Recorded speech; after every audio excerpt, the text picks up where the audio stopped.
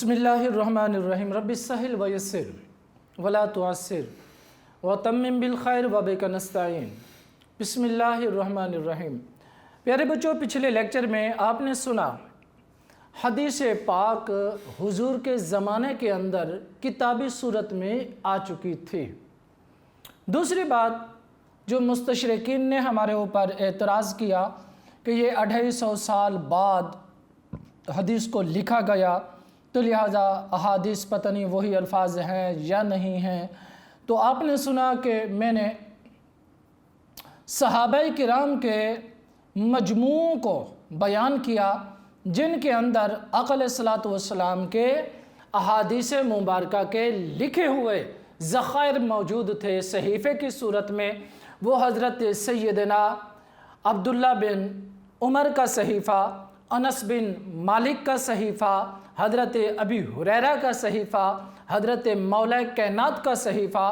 तो ये बात बिल्कुल वाज़ेह हो चुकी है कि आका अलैहिस्सलातु वस्सलाम के ज़माने के अंदर सहाबाए किराम ने नबी अलैहिस्सलातु वस्सलाम के अहादीस मुबारका को बाकायदा तौर पर लिख कर किताबी सूरत में और बाज़ार तक ये हज़रत अब्दुल्ला बिन उमर की रिवायत से मालूम हो चुका है कि सरकार के ज़माने के अंदर हदीस को लिखा जाना और किताबी सूरत में पेश किया जाना और बाज़ार तक वहाँ रसाई का मिलना, ये बात वाज़ेह होती है कि हुजूर के ज़माने के अंदर हदीस मुबारका को सहाबाए किराम लिख लिया करते थे।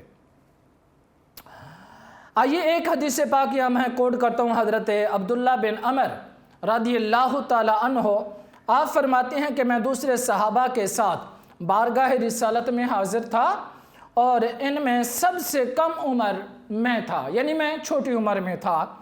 तो हुजूर ने फरमाया जो शख्स मेरी तरफ झूठ मंसूब करे वो अपना ठिकाना जहन्नम में बना ले। यानी झूठी हदीस, मन घड़त हदीस, मौजू हदीस, यानी जो नबी अलैहिस्सलाम का फरमान नहीं और उसने बात करके कह दिया कि हुजूर ने फरमाया। और बिलखुसूस तलबा आपने भी ख्याल करना है कि जैसे भी कोई टॉपिक लिख रहे होते हैं ना आप, तो आपको और कोई बात ना आए तो आप लिख देते हैं जी ये तर्जमा, और कोई बात लिख के आगे कह दिया अल हदीस। ना आपने कहीं पढ़ी, ना आपने उसका तर्जमा देखा, ना आपने उसका मतन देखा, ना आपने उसके रावियों के बारे में आपको, खैर ये तो बहुत आगे की बात है, रावियों के बारे में जानना, सिकाहत के बारे में जानना और रावियों के हालात ज़िंदगी, अस्मा और रिजाल का इल्म, ये तो सेपरेट चीज़ है।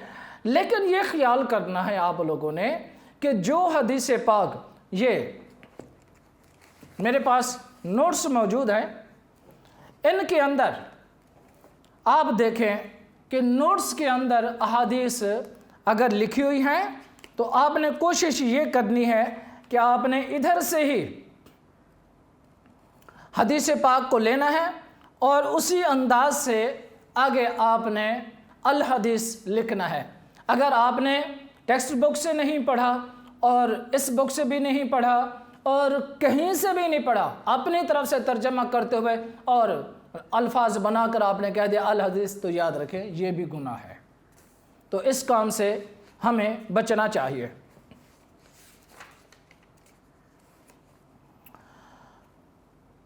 आका अलैहिस्सलातु वस्सलाम की हदीस मुबारका जो हज़रत सैयदना अमर बिन आस रदियल्लाहु ताला अन्हो, हज़रत अब्दुल्ला बिन अमर बिन आस रदियल्लाहु ताला अन्हो, तो आप फरमाती हैं कि जब मैंने ये बात सुनी कि आका अलैहिस्सलातु वस्सलाम ने फरमाया जिसने झूठ मेरी तरफ मंसूब किया तो उसका ठिकाना जहन्नम है, तो जब लोग बाहर निकले तो मैंने इनसे कहा हुजूर ने हदीस के मामले में शदीद वईद फरमाई, शदीद वईद फरमाई है कि हदीस के मामले के अंदर आपने मक़अदहु मिनन्नार, दोज़ख में ठिकाने का लफ्ज़ इस्तेमाल किया। तो आप फरमाते हैं कि आप लोग भी तो बकसरत अहादीस बयान करते हैं। ये सुनकर वो लोग मुस्कराने लगे और कहने लगे आए भतीजे, हम लोग जो कुछ बयान करते हैं वो सब हमारे पास लिखा हुआ महफूज है।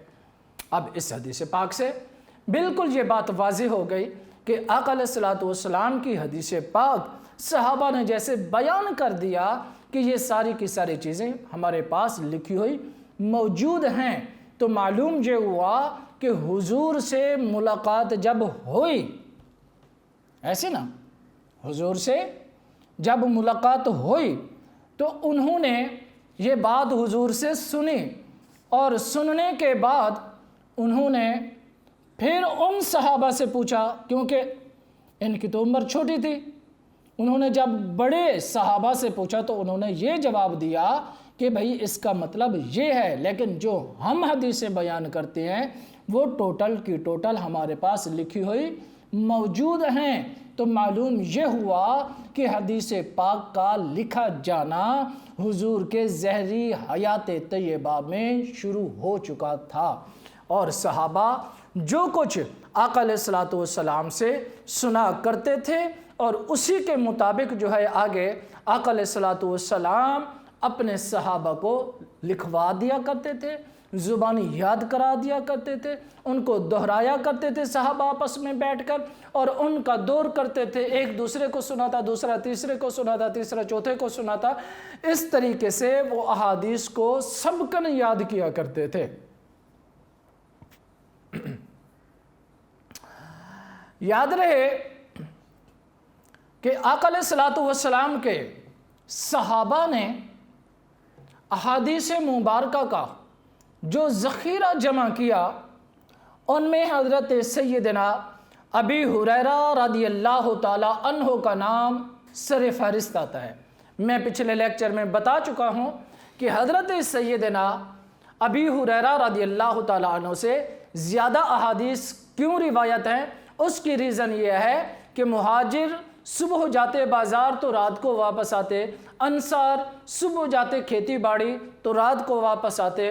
حضرت ابی ہریرہ رضی اللہ تعالیٰ عنہ صرف اتنے دن کے کھانے پینے ضروریات کے لیے آپ محنت مزدوری کرتے اور پھر دوبارہ گھر میں یعنی حضور کے پاس تشریف لاتے، اور جو کچھ آقا علیہ الصلوۃ والسلام ان کو پڑھاتے، سکھاتے، سمجھاتے، تو وہ سارا کچھ آپ اس کو یاد کر لیا کرتے تھے۔ تو ان سے جو احادیث مبارکہ کی روایت ہے 5374، 5374، پانچ ہزار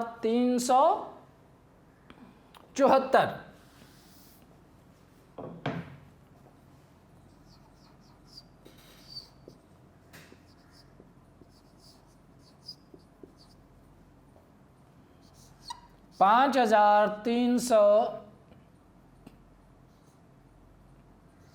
چوہتر حضرت سیدنا ابی ہریرہ رضی اللہ تعالی عنہ سے جو احادیث کا ذخیرہ ملتا ہے ان کی تعداد 5374 ہے۔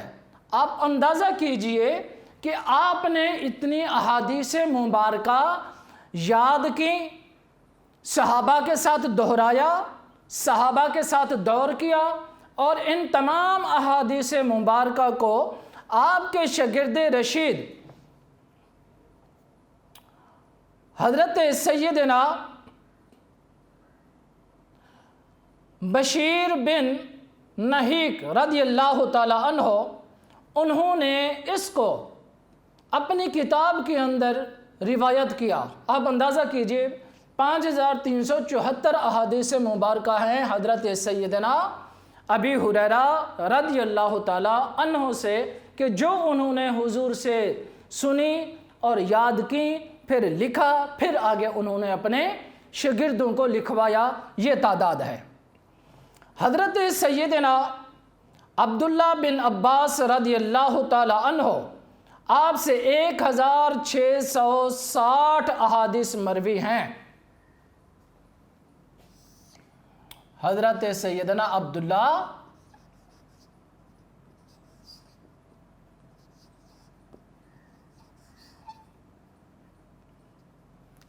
بن عباس آپ سے جو احادیث روایت ہیں وہ 1660 ہیں۔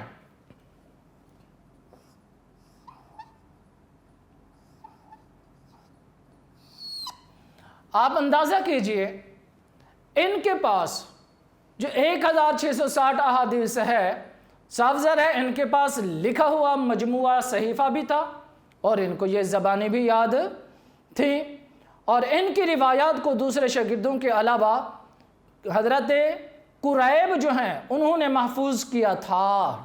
آپ اندازہ کیجئے، حضرت قریب انہوں نے 1660 احادیث مبارکہ ہیں جو انہوں نے حضرت سیدنا عبداللہ بن عباس سے پڑھی، اور پڑھ کر آگے انہوں نے اپنی کتابی صورت میں اس کو درج کیا۔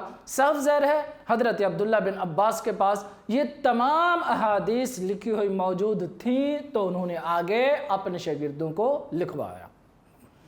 آگے حضرت انس بن مالک رضی اللہ تعالیٰ عنہ، میں یہ مٹا دیتا ہوں، حضرت انس بن مالک رضی اللہ تعالیٰ عنہ 2286 احادیث مبارکہ آپ سے روایت ہیں، اور مسند دارمی میں ہے کہ ان کی مرویات کو ابان نے محفوظ کیا تھا۔ کس نے؟ ابان نے، حضرت انس بن مالک۔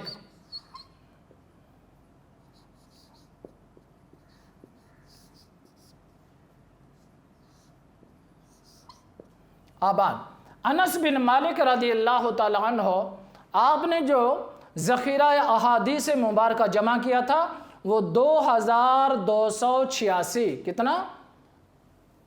2286 احادیث مبارکہ روایت ہیں حضرت سیدنا انس بن مالک رضی اللہ تعالیٰ عنہ سے۔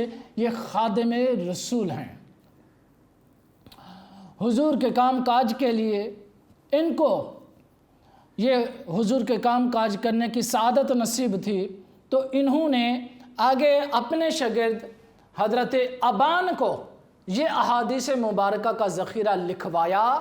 صاف ظاہر ہے کہ آپ کے پاس اتنا ذخیرہ موجود تھا اور آپ نے اسی کے مطابق آگے اپنے شاگردوں کو پڑھایا، لکھوایا، سمجھایا۔ آگے حضرت سیدہ طیبہ ام المومنین حضرت اما عائشہ الصدیقہ صدیقہ کائنات نے عروہ بن زبیر کو 2210 احادیث مبارکہ محفوظ کرائیں، لکھوائیں۔ حضرت عروہ بن زبیر،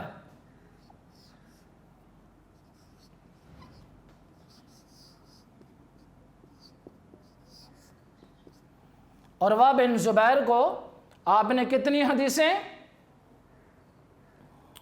حضرت سیدہ عائشہ صدیقہ صدیقہ کائنات نے 2210 احادیث مبارکہ حضرت عروہ بن زبیر 2210 آپ نے یہ احادیث مبارکہ ان کو محفوظ کریں۔ آگے حضرت سیدنا عبداللہ بن عمر جو 1630 احادیث آپ سے روایت ہیں، 1630 احادیث، طبقات ابن سعد اور دارمی میں ہے کہ ان کی روایات کو نافع نے لکھ کر محفوظ کیا، جو حضرت جابر رضی اللہ تعالیٰ عنہ کی 1540 احادیث کے بھی راوی وہی ہیں۔ اس کو دوبارہ سمجھیں، حضرت سیدنا عبداللہ بن عمر جو 1630 احادیث مبارکہ آپ سے روایت ہیں، اور طبقات ابن سعد اور دارمی یہ دونوں کتابوں کے نام ہیں، وہ کہتے ہیں کہ ان میں روایات کو نافع نے محفوظ کر لیا اور انہوں نے اپنی کتابی صورت میں اس کو لکھ کر تیار کر لیا۔ آگے حضرت سیدنا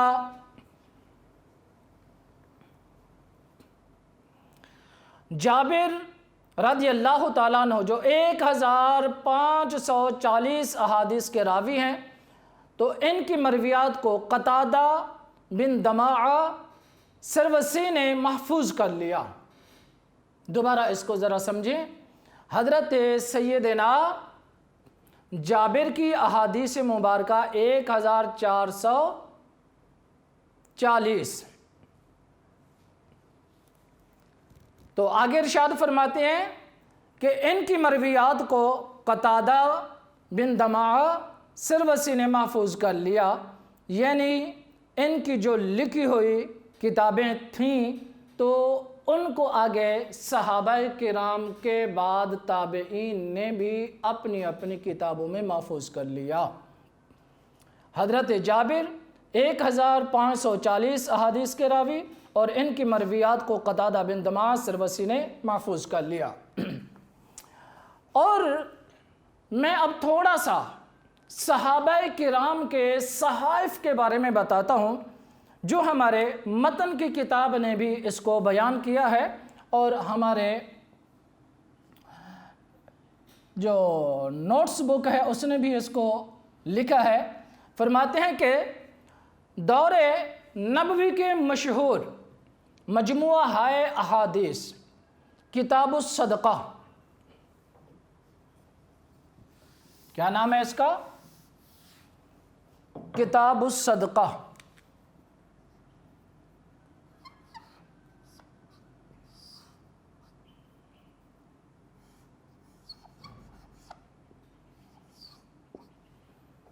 کتاب الصدقہ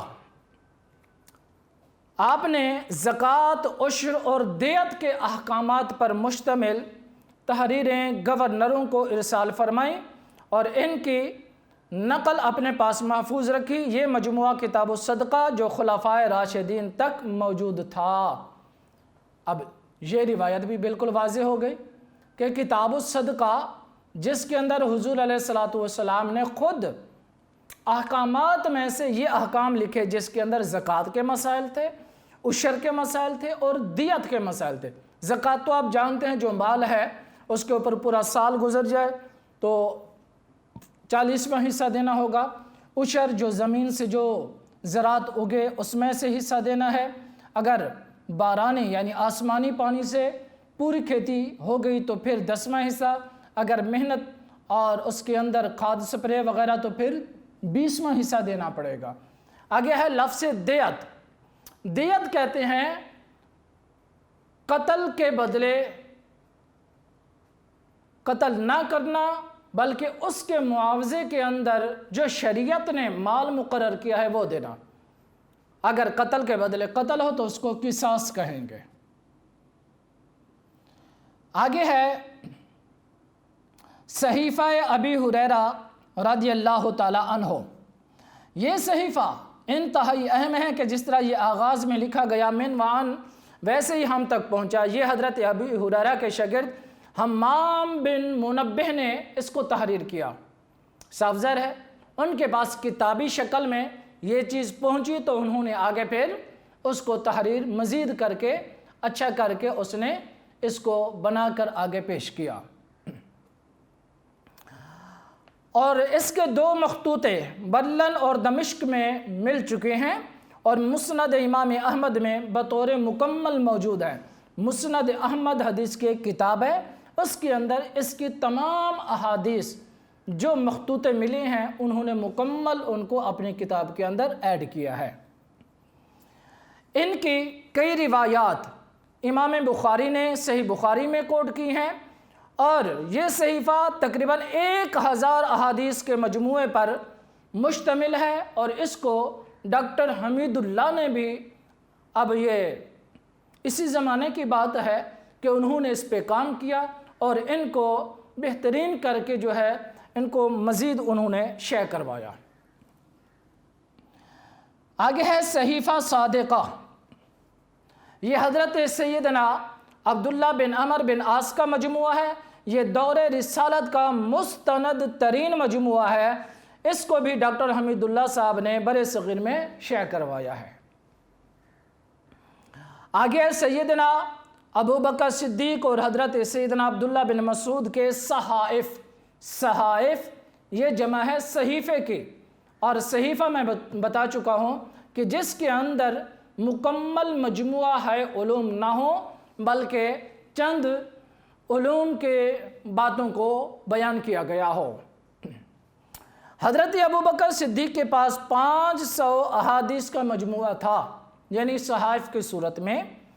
اسی طرح حضرت عبداللہ بن مسعود رضی اللہ تعالیٰ عنہ کے پاس احادیث کا تحریری مجموعہ تھا جو انہوں نے اپنے ہاتھ سے لکھا، اور ان کے بعد ان کے صاحبزادے عبد الرحمن کے پاس رہا۔ اب اس بات سے بھی بالکل یہ بات واضح ہو گئی کہ سیدنا صدیق اکبر آپ نے اپنے زمانے کے اندر آپ نے 500 احادیث کا مجموعہ لے کر اپنے پاس رکھا، اور حضرت سیدنا عبداللہ بن مسعود آپ نے بھی ایک صحیفہ جو اپنے ہاتھ کے قلم سے لکھ کر انہوں نے اپنے پاس محفوظ کیا تھا، اور بعد کے اندر یہ تمام مجموعہ جو ہے حضرت عبد الرحمن کے پاس چلا گیا۔ دیگر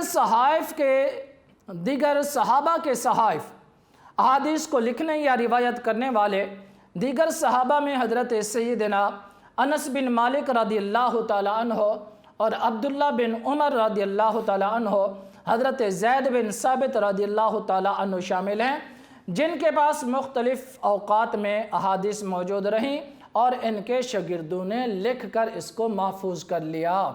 اور یہ بات بالکل واضح اور کلیئر ہو چکی ہے کہ آقا علیہ الصلوۃ والسلام کے ظہری حیات طیبہ میں صحابہ کرام نے احادیث کے مجموع کو لکھ کر اپنے پاس محفوظ کر لیا، اور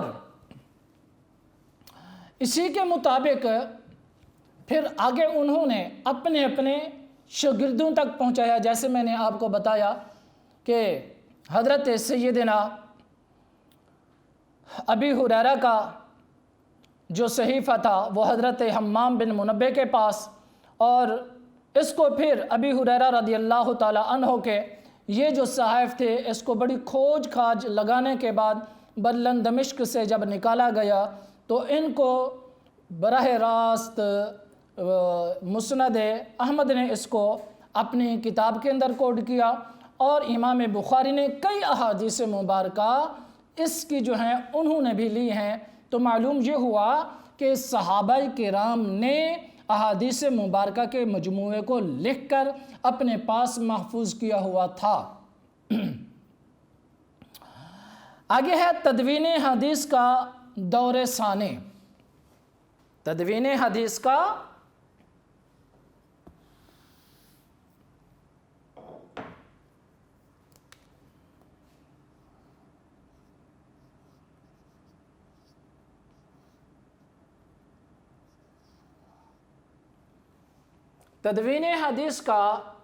دور ثانی پہلی صدی ہجری میں تدوین کا آغاز ہو چکا۔ آپ نے پوری تفصیل سے اس بات کو سنا ہے، لیکن یہ بھی ایک حقیقت ہے کہ عام طور پر اہل عرب جو ہر چیز کو زبانی یاد کرنے کے عادی تھے، انہیں لکھنا بڑا گراں گزرتا تھا، یعنی ان کو ناز تھا کہ الحمدللہ ان کے حافظے بڑے مضبوط ہیں، تو وہ جو کچھ لکھتے تھے وہ صرف مقصد یہ ہوتا کہ اس کو ازبر کرنے کے لیے، یاد کرنے کے لیے، یا ہمیشہ رکھنے کے لیے۔ یاد تو ان کو تھا ہی، لیکن آگے اس کو پہنچانے کے لیے۔ ابھی صدی ختم نہ ہوئی اور صحابہ کرام دنیا سے رخصت ہو رہے تھے، تو سن 99 میں جب خلیفہ عمر بن عبدالعزیز رضی اللہ تعالیٰ عنہ نے دیکھا کہ متبرک صحابہ سے دنیا خالی ہو رہی ہے، آپ کو اندیشہ ہوا کہ حفاظ اہل علم کے اٹھنے سے کہیں حدیث کا علم نہ اٹھ جائے، یعنی اگر یہ بڑے صحابہ کے بعد جو حدیث مبارکہ کے حافظ ہیں اگر وہ دنیا سے چلے گئے تو کہیں یہ ذخیرہ احادیث ختم نہ ہو جائے۔ تو چنانچہ انہوں نے فوراً مختلف ممالک کے اندر آپ نے اپنا فرمان نامہ بھیجا کہ احادیث نبوی کی تلاش کر کے ان کو جمع کیا جائے، اور آپ کے حکم کی تعمیل میں کوفہ کے امام شعبی انہوں نے احادیث مبارکہ کا ذخیرہ جمع کیا، اس کو باقاعدہ طور پر ایک کتابی شکل میں تحریر کیا۔ کوفہ کے امام شعبی اور مدینہ کے امام زہری کو حکم دیا کہ مدینہ کے اندر آپ صحابہ کرام سے ملیں اور जो जो सहाबी मौजूद हैं उनसे अहादीस मुबारका के, चाहे वो सहाइफ की सूरत में मिलते हैं या वो उनके हाफसे की सूरत में मिलते हैं, ज़ुबानी मिलते हैं, यादाश्त के ज़रिए मिलते हैं, तो वो तमाम सहाइफ आप उनको इकट्ठा करके एक किताबी शक्ल में उसको मुदव्वन करो। और शाम के इमाम मकहूल रज़ियल्लाहु तआला अन्हु के तसानीफ़ वजूद में आई और वो इस अहद खिलाफत की यादगार हैं, यानी हज़रत उमर बिन अब्दुल अज़ीज़, जहाँ आपका नाम अदलो इंसाफ की सरे फ़हरिस्त आता है तो हदीस की खिदमत में भी आप कहीं पीछे नहीं है कि आपने 99 में आपने अहादीस मुबारका के ज़ख़ीरे को जमा कराया कूफा से, मदीना से और शाम से, क्योंकि जय्यद सहाबा जहाँ जहाँ आबाद थे तो उन्होंने मुख्तलिफ़ आइम्मा को ड्यूटी लगाई। आपने अपना फरमान जारी किया कि उनसे मिलकर उनसे सहाइफ की सूरत और उनसे यादाश्त की सूरत में जो जो अहादीस मुबारका का ज़ख़ीरा है तो आप उनको लेकर अपने पास जमा करें। इसी तरह पहली सदी के आखिर में कि बार आइम्मा ताबईन ने जमा व तदवीन में भरपूर हिस्सा लिया, यानी बड़े जो आइम्मा ताबईन थे, सहाबी कहते हैं जो ईमान की हालत से नबी का दीदार करे उसको सहाबी कहते हैं, जो ईमान की हालत से सहाबी का दीदार करे उसको ताबी कहते हैं। तो ताबईन की जमात ने भरपूर इसके अंदर हिस्सा लिया और इस काम को पाया तकमील तक पहुंचाने के लिए उन्होंने शब रोज़ मेहनत की, अहादीस मुबारका के ज़ख़ीरे को जमा किया, चाहे वो सहाइफ चाहे वो याददाश्त की सूरत में, तो उन्होंने इसको किताबी शक्ल दी। दूसरी सदी हिजरी में इस सिलसिले को इतनी तरक्की हुई कि अहादीस नबवी तो एक तरफ, सहाबा और अहले बैत के आसार और ताबईन के फतावा अक़वाल तक एक एक करके इस अहद की तसानीफ़ में मुरतब मुदव्वन कर लिए गए। क्या मतलब? यानी अहादीस का तो ज़ख़ीरा जमा हो ही चुका था, तो उसके बाद उन्होंने सहाबा किराम के अक़वाल और ताबईन के अक़वाल और उनके आसार और अहले बैत किराम के फ़रामीन और उनकी ज़िंदगी के बारे में, तो उन्होंने इन तमाम के तमाम उलूम को जमा किया, इकट्ठा किया और लोगों तक ये इल्म पहुँचाने में ताबईन ने बहुत बड़ा अपना ये किरदार अदा किया। तबा ताबईन इन तसानीफ़ में सबसे नामवर मशहूर किताब इमाम आज़म अबू हनीफ़ा हज़रत नुअमान बिन साबित रज़ियल्लाहु ताला अन्हु की किताब अल-आसार है। अल-आसार जिसके अंदर अहादीस का मजमुआ जमा किया गया और उसके अंदर अहादीस को मुदव्वन किया गया, यानी किताबी सूरत में तरतीब दिया गया। और इमाम मालिक की मुअत्ता इमाम मालिक ये बहुत बड़ी मोतबर मुतदावल किताब है। इमाम सुफियान सौरी की जामे इस सदी में फ़िक़्ह हनफ़ी, फ़िक़्ह मालिकी की तदवीन इन अहादीस और आसार की रोशनी में मुकम्मल हुई जिन पर सहाबा ताबईन का अमल दरामद चला आ रहा था, यानी सहाबा किराम, ताबईन और जो जो उनकी ज़िंदगी के आसार थे तो उनको भी जमा किया गया, यानी हदीस को भी जो कुछ नबी अलैहिस्सलाम ने फरमाया उसको भी जमा किया, जो कुछ सहाबा ने फरमाया उसको भी जमा किया, जो कुछ ताबईन ने फरमाया उसको भी जमा किया, जो कुछ अहले बैत किराम ने फरमाया उसको भी जमा किया गया। तो ये दूसरा दौर था तदवीन हदीस का कि जिसके अंदर इस तमाम किताबों को तदवीन देकर मंजर आम पर लाने में ताबईन तबा ताबईन ने अपनी मेहनत शाक़ा से हम तक ये चीज़ें पहुँचाई। इंशाल्लाह मिलते हैं अगले लेक्चर।